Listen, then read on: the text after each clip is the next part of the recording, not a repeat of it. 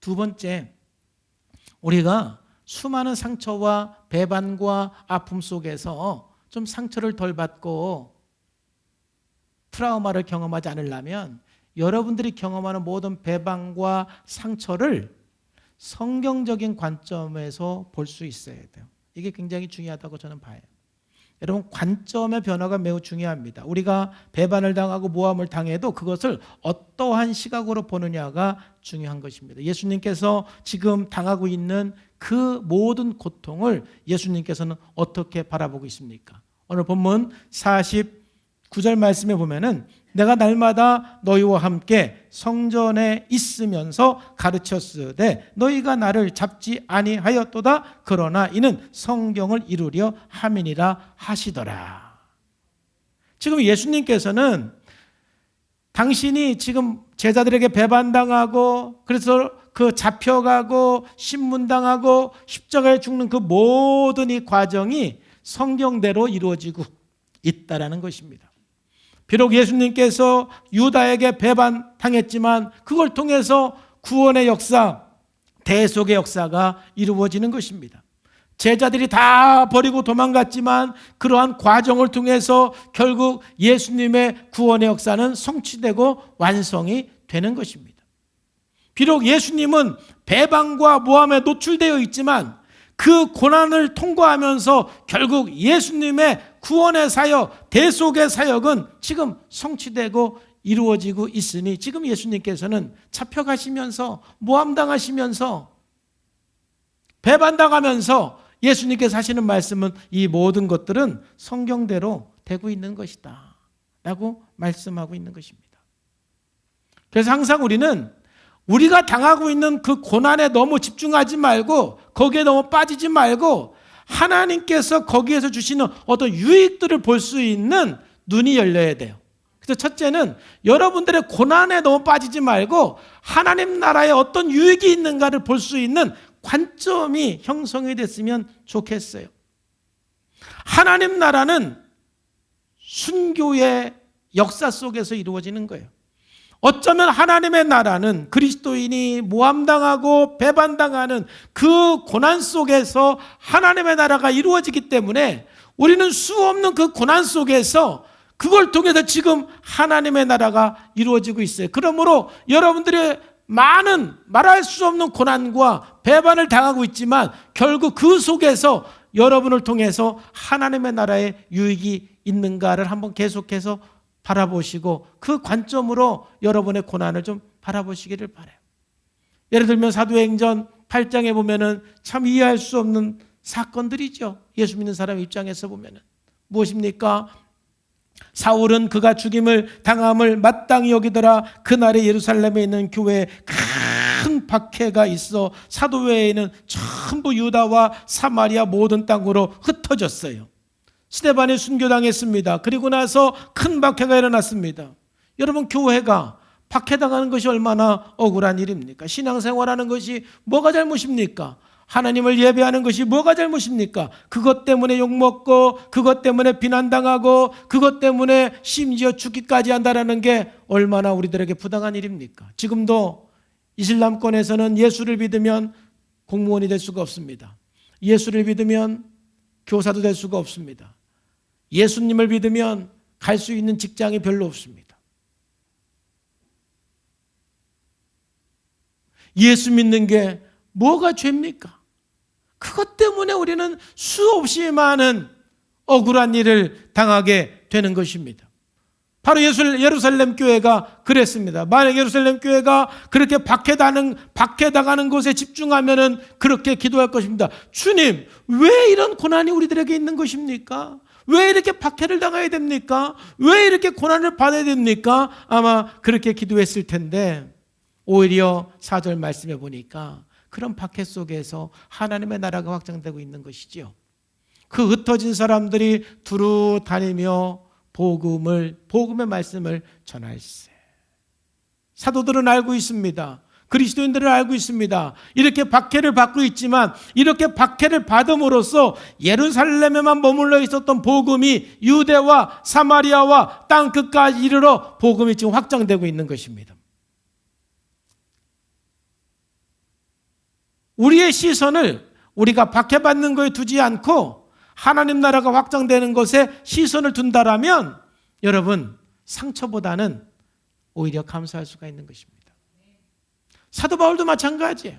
빌립보에서 복음을 전하다가 복음을 전한 것이 무슨 죄가 된다고 옥에 갇혔습니다. 매를 맞았습니다. 착고에 채워졌습니다. 억울한 일입니다. 만약 본인이 당하는 고통에 집중하면 원망하고 그 상처 때문에 그 안에 분노가 생길 수밖에 없는 것이죠. 왜 복음을 전했는데 억울하게 이런 일을 당합니까? 하고 아마 원망하고 분노했을 거예요. 그런데 본인이 고통당하는 거에 집중하기보다는 오히려 하나님 나라가 증거되는 거에 관심을 갖는 것이죠. 그럴 때 오히려 감사할 수가 있어요. 찬송할 수가 있어요. 내가 고난받는 것은 정말 안 된 일이지만, 힘든 일이지만, 그러나 내가 고난받고 순교를 통해서 오히려 하나님 나라가 확장되니까. 여러분, 이 코로나도 마찬가지입니다. 이 코로나로 인해서 여러분들이 얼마나 불편한 게 많습니까? 신앙적으로도 얼마나 불편한 게 많습니까? 그래서 이 코로나 때문에 우리가 힘든 것만 생각하면은 우리 마음에 상처가 될 수가 있습니다. 그런데 이 코로나 때문에 우리들에게 또 유익한 것이 뭐가 있는가? 좀 성경적인 관점, 하나님께서 이 코로나를 허락한 이유가 분명히 있을 줄로 믿습니다. 그 성경적 관점에서 보면 그것도 감사한 거예요. 여러분, 코로나 때문에 오늘 온라인으로 예배를 드리는 분들이 있습니다. 여러분, 온라인으로 예배를 드리는 것이 장점도 있고 단점이 있어요. 단점은 뭐예요? 집중이 조금 덜 된다라는 거. 여러분, 온라인 예배 드리면서 왔다 갔다 하시면 안 돼요. 정자세하고 단점을 우리가 좀 줄여가셔야 돼요. 근데 장점은 뭐예요? 장소를 초월해서 예배할 수 있다라는 거. 온라인으로 드리기 때문에 미국에서도 같이 예배드릴 수도 있고, 제주도에서도 같이 예배드릴 수도 있고, 어디에서도 이 시간에 함께 우리가 기도하고 예배할 수 있는 것은 이 온라인 예배의 엄청난 강점이에요. 그렇기 때문에 지금 이 코로나 때문에 우리는 매일 새벽 40명 이상 함께 기도하고 있어요. 코로나가 아니면 그럴 수가 없는 거예요. 왜? 장소를 초월하니까 용인에서도 함께 새벽 예배 드리고, 그지? 파주에서도, 김포에서도 함께 새벽 예배 드리는 거예요. 어디서든지 눈만 뜨면 드릴 수가 있어요. 약점은 집중하지 못. 침대에 누워서 드릴 수도 있어. 내가 알 수가 없어. 응? 그러니까 충분히 이게 우리들에게 굉장히 고난이에요. 불편함이에요. 그러나 분명히 그 속에 감사한 게 있어요. 코로나 때문에 어제부터인가요? 밤 9시 이후로 전부 정지 명령을 내렸어요. 하나의 캠페인이지요. 정지해달라. 불편하죠. 밤 9시 통행 금지. 그러나 오히려 그걸 통해서 우리가 또 감사한 것을 찾으면 거기에 또 감사한 게 있을 수가 있는 거예요. 자꾸 그 이 상황 속에서 내가 상처가 되는 거에 집중하면은 여러분 상처받는 거예요. 그런데 그 고난이 있지만 그래도 그 속에 하나님 나라에 도움이 되고 유익이 되는 거 있으면 오히려 우리가 감사할 수가 있어요. 두 번째로, 여러분, 우리가 고난이 있을 때 여러분들의 그 고난이 여러분의 영적 성장, 개인의 성숙에 유익한 점을 자꾸 그러한 관점으로 볼 수 있어야 돼요. 여러분, 고난이라는 그 관점으로 자꾸 왜 이렇게 힘들지, 왜 이렇게 어렵지라는 그 관점보다는 그걸 통해서 여러분들이 성숙하고 성장하는 관점에서 좀 볼 수가 있는 거예요. 사람들은요, 결국 상처를 통해서 성숙하는 거예요. 제가 프로그램 하면서 계속 느끼는 것은 가끔 상처가 없는 사람이 있어요. 가끔. 한 20명에 1명 정도. 별로 상처가 없어요. 근데 상처가 없는 게 꼭 좋은 게 아니에요. 오히려 상처가 많은 사람이 더 그냥 생명력이 있고 더 활기차고 더 큰 일을 하는 경우가 많아요. 그래서 저는 제가 이렇게 심리학 공부하고 프로그램을 하면서 제 스스로 내린 결론 중에 하나는 상처가 많은 것이 꼭 나쁜 것은 아니구나. 상처가 없는 것이 꼭 좋은 것은 아니구나. 상처가 있든 없든 그걸 통해서 나의 성장의 기회로 만들면 그 모든 게 우리들에게 복이 되는 거예요. 그래서 여러분들이 받고 있는 고난에 자꾸 집중하면 왜 이렇게 나는 이런 환경에서 자라나? 왜 우리 아빠는 이런가? 우리 엄마는 왜 이런가? 나는 만나는 사람마다 왜 이런 사람 만나나? 하면서 원망하고 불평하고 분노가 있지만 그걸 통해서 여러분들이 성장해 나갈 때 오히려 감사할 수가 있는 거예요. 그래서 야고보서 1장 2절 말씀에서도 보면은 내 형제들아 너희가 여러 가지 시험을 만나거든 온전히 기쁘게 여겨라. 왜요? 그 고난 속에서 우리가 온전하기 때문에 그렇습니다. 여러분 온디드 힐러라는 말을 알죠? 상처받은 치유자. 융이라는 사람이 그런 말을 했어요. 모든 치유자는 상처 입은 사람들이다. 다시 말해서 거꾸로 말하면 상처를 경험하지 않은 사람은 치유자가 될 수 없다라는 뜻이에요. 예수님께서 우리의 치유자가 될 수 있는 것은 우리보다 더 큰 고난과 우리보다 더 큰 아픔을 경험하셨기 때문에 진정 예수님은 우리의 치유자가 될 수가 있는 거예요. 그런 것처럼 우리가 정말 많은 상처 속에서 회복된 사람이 누군가를 치유할 수가 있는 거예요. 그렇기 때문에 융은 모든 치유자는 상처 입은 사람이다라고 말한 거예요. 저는 지난주에 한 사모님을 분석을 하면서 참 많은 감동을 받았어요. 그래서 제가 우리 교회에서 이거 이야기해도 되겠느냐고 허락받고 말씀을 드리는 거예요. 그분 참 이렇게 처음 만났을 때는 야, 참 이분 참 대단히 훌륭한 사모님이다. 왜냐하면 굉장히 많은 사람들의 그 어려움 속에서 참 많은 사람을 돕고 사역을 참 잘하고 계세요. 그래서 이제 지난주 그분을 분석을 했는데 뭐 이분이 무슨 큰 상처가 있겠어. 너무 밝으니까. 그렇게 생각을 했는데 제가 깜짝 놀랐어요. 알코올 중독자 아버지 밑에서 자라면서 엄마가 여러 번 집에서 도망가고 아버지는 말도 안 되는 소리로 집안에 어려운 일이 있으면 너 때문에 그렇다라고 이야기하고 그래서요 이분이 청년기까지 3번이나 자살을 생각한 게 아니라 자살을 시도했어. 3번이나.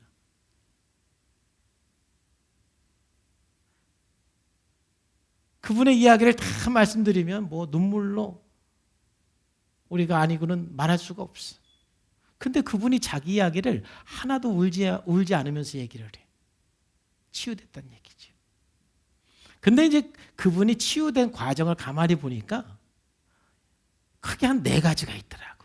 첫 번째는 그가 이제 청년 때부터 어린이 사역을 많이 하고 특히 또 이제 이제 목사님하고 결혼하면서 어린이들을 사역을 많이 했는데 그 사모님이 살고 있는 지역의 그 어린이들이 전부 다가 편부모 가정들이야. 다 부모가 이혼하고 뭐 돌아가시고 그런 그 자녀들을 그러니까 아이들이 학교 끝나면 갈 데가 없으니까 그 당시는 그 방과후 교실 이게 없어가지고 막 아이들이 다 골목에 방치돼 있어서 이 사모님의 개들 데려다가 밥 먹여주고 저녁 때까지 데리고 있었어. 그런데 이 아이들이 늘 엄마 아빠로 인해서 힘든 그런 이야기를 들으니까 너무 가슴이 아픈 거야. 그래갖고 이 사모님이 자기가 아빠한테 당하고 있는 고통을 다 그 갓난 아이들한테 다 얘기를 해준 거야. 그 아이들은 자기들보다 더한 이야기를 사모님이 하고 있잖아. 자기들이 경험하고 있는 것보다 더한 이야기를 사모님이 하고 막 듣는 거야. 그러면서 보니까 거기서 아이들도 회복이 됐지만 그렇게 이야기를 하면서 사모님이 회복이 됐어. 그 사역을 7년이나 했대요. 그리고 두 번째는 이제 그분이 회복될 수 있는 굉장히 큰 하나의 또 포인트가 뭐냐면은 그냥 아빠가 고연히 집안에 무슨 일만 있으면 너 때문에 그렇다라고 이제 그 희생양을 만드는 거예요. 자기 막내딸을 갖다가 희생양을 만드는 거예요. 그러니까 한 번은 그 아빠에게 반항을 했어요. 아빠, 엄마가 집 나가고 뭐 오빠가 뭐 세상 떠나고 우리 집이 이렇게 된 것은 아빠가 술 먹어서 그런 거지 나 때문에 그런 게 아니야 하고 그냥 반항을 한 거예요. 왜곡된 지식, 왜곡된 메시지, 거짓 메시지를 정말 고등학교 때 거부를 했더라고. 우리 집안이 이렇게 된 건 나 때문에 그래. 왜 집안 식구들이 다 너 때문에 그래, 너 때문에 그래 하면 사람들은요, 나 때문에 그런 줄 알아요. 심리적으로. 근데 그걸 거부했어요. 그렇게 이제 거부를 하면서 아버지하고 한번 큰 사건이 일어나요. 세 번째 또 치유의 하나의 그 과정인데, 그렇게 이제 한번 반항을 하니까 아빠가요, 이 딸에게 이제 막 견딜 수 없는 분노가 일어나니까요, 세상에 이 아빠가 딸을 죽인다고 칼을 들고 왔어. 그랬더니 이 딸이 자기는 그렇잖아도 죽고 싶어갖고 3번이나 자살 시도했는데, 아빠 나 죽여주세요. 나 죽고 싶어. 안 도망가고 죽여달라고 거기 앉아 있는 거야. 그러니까 엄마가 그걸 목격을 하고 막 너무 기가 막히니까 아빠를 말릴 수도 없고, 애는 도망가려도 안 도망가고 죽여달라고 목을 뒤밀어 대니까 죽일 판이야 지금. 그러니까 이제 그 엄마가 밖에 나가서 동네 아저씨들 불러가지고 간신히 말렸어. 근데 이 사건이 굉장히 큰 사건이 됐어. 왜냐면 그 사건 이후로 아버지가 가만히 생각해 보니까 자기가 미친 거야. 자기 딸에게 그렇게 했다라는 것이 이거 정상이 아니잖아. 그래서 그 사건을 계기로 해서 놀라운 일이 일어났는데, 첫째는 그 딸에게 무릎 꿇고 용서를 구했어. 진심으로. 그리고 지금은 술을 안 먹어. 딸한테 얼마나 잘해주는지 몰라. 그러니까 이분이 또 이 치유된 또 포인트가 그 아버지가 진정으로 용서를 구한 사건. 그리고 이제 이분이 또 회복이 되고 치유된 거는, 그리고 나서 이제 하나님을 만나는. 그 아버지가 용서를 구한 게 대학교 때거든요. 그 이후에 이제 하나님을 만나는 그 사건을 통해서 이분이 이제 이런 변화가 회복이 된 거예요. 그래서 지금은 굉장히 많은 사람의 회복을 도와. 그래서 지금 이제 저를 만나서 마지막으로 실뿌리들만 회복하고 있어요. 그 자료를 보면 이분이 정상적인 삶을 살아야 될 수가 없는데 너무너무 훌륭한 삶을 살아. 그건 회복됐기 때문에. 운디드 힐러.